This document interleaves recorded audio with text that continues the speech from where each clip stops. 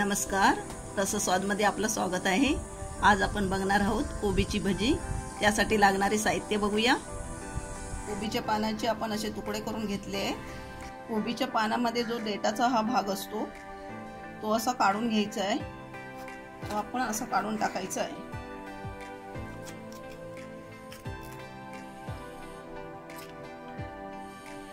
असा काढून टाकलाय आणि आता हे तुकडे करून घ्यायचे आहेत। एक मोठी वाटी बेसन, 4 तास आपण चणा डाळ भिजत घालून मिक्सरला बारीक वाटून घेतली आहे आणि त्याची पेस्ट बनवली आहे।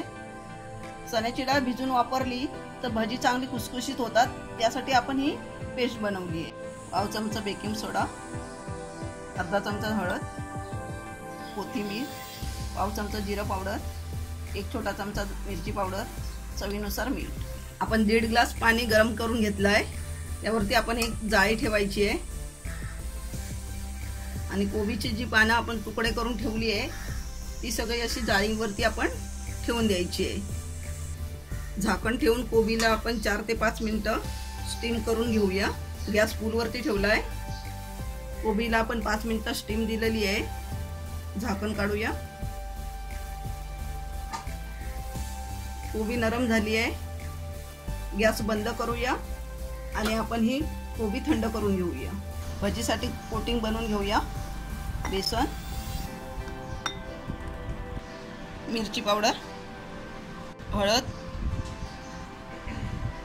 जिरा पावडर, बेकिंग सोडा, चवीनुसार मीठ,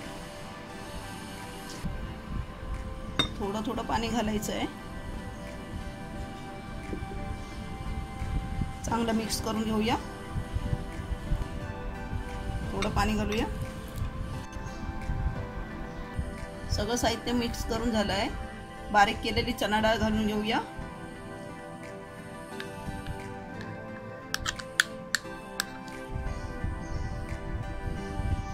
सगळं साहित्य एकदम मिक्स करून चांगलं घेऊया। थोडंसं पाणी घालूया।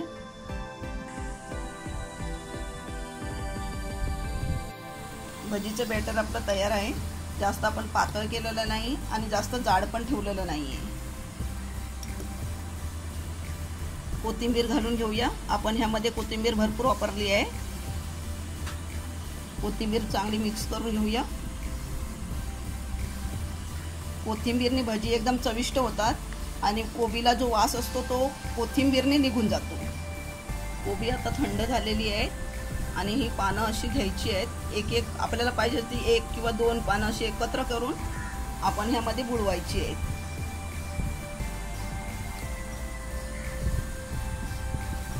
आणि अशी कढईमध्ये सोडायची आहे। जशी आपण बटाट्याची भजी तळतो त्या पद्धतीत आपण तळायची। भजी तळून घेऊया। मी 2 पानं एकत्र घेतली आहे कारण कोबीची पानं पातळ असतात।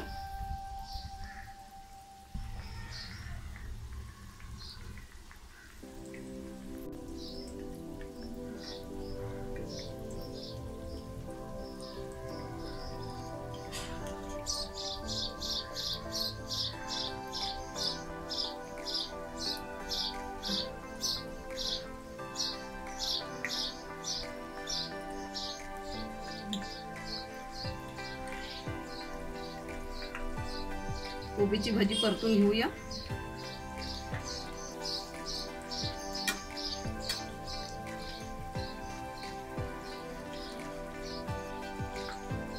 गॅस मंदच ठेवलेला आहे कारण चांगलं आपल्याला खरपूस अशी तळून घ्यायची आहे। परत एकदा आपण परतून घेऊया।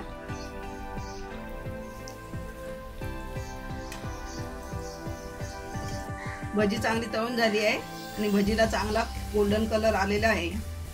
आपण मंद आणि मीडियम आचे करून आपण 5 ते 6 मिनिटं तळून घेतली आहे। काढून घेऊया। परत आपण भजी घालून घेऊया। अशी 2 पानं एकत्र करून ही घालायची आहे।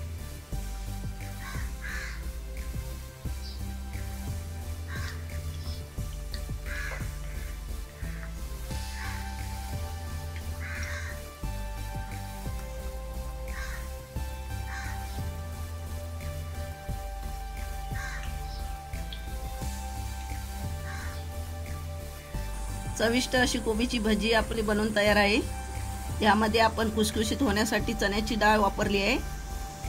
तर अशा प्रकारे कमीत कमी साहित्यामध्ये ही चविष्ट भजी तुम्ही करून बघा आणि मला सांगायला विसरू नका। हा व्हिडिओ आवडला असेल तर लाईक करा आणि रससाला सबस्क्राइब करा। धन्यवाद।